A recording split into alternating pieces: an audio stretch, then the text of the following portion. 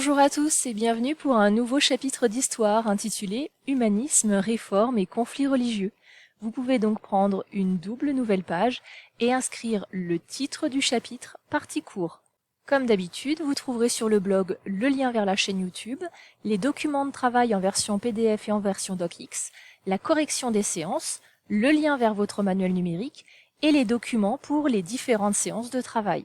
Avant de vous présenter les consignes pour la séance 1, il faut d'abord que je vous présente le chapitre, ses enjeux et sa problématique. Alors ce chapitre va être l'occasion pour nous d'étudier ce qu'on appelle la Renaissance. La Renaissance, c'est une période qui peut être considérée comme une période de transition entre le Moyen Âge et l'époque moderne. La Renaissance est une période de profonde transformation intellectuelle et artistique qui débute à la fin du XIVe siècle en Italie et qui va durer jusqu'au XVIe siècle. Donc c'est ce que vous voyez sur cette chronologie. Notre étude pour ce chapitre va se concentrer sur le XVe et le XVIe siècle. Alors cette période de la Renaissance, elle est fondée sur la redécouverte de l'Antiquité et le renouveau général des arts. C'est à cette époque qu'apparaissent des artistes comme Léonard de Vinci, Raphaël ou Michel-Ange, dont vous avez certainement déjà entendu parler.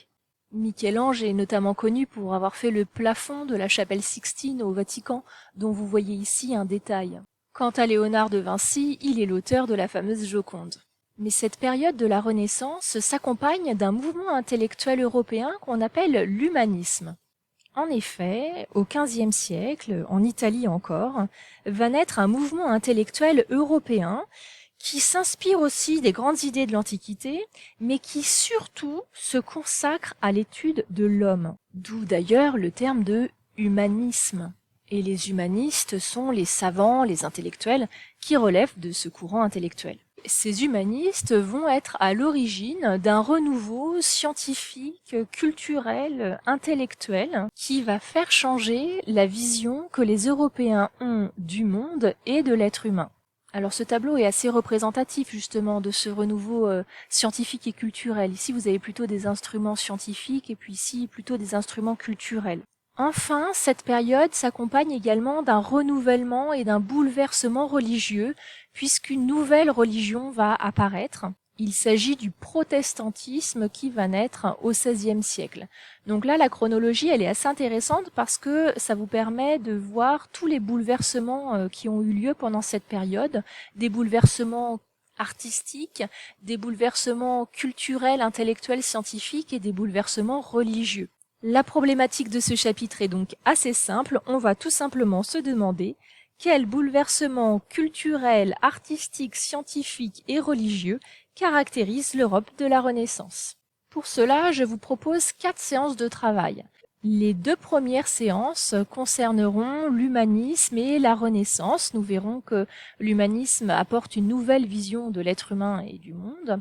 Puis, dans une deuxième partie, nous nous intéresserons au bouleversement religieux avec l'apparition des réformes, et notamment la réforme protestante, et puis malheureusement les conflits qui s'ensuivent. Alors, pour commencer ce chapitre, je vous propose une séance 1 qui est une petite séance de travail, puisque vous allez tout simplement répondre à des questions sur des documents, et vous n'aurez pas de leçon à copier. C'est vraiment une séance d'introduction, on va dire, qui va vous permettre de comprendre pourquoi on dit que les humanistes ont entraîné une nouvelle vision de l'homme. On va essayer de comprendre comment ils considèrent l'être humain. Pour cela, vous allez regarder les documents A et B postés sur le blog. Voilà, ils sont là, le document A et le document B.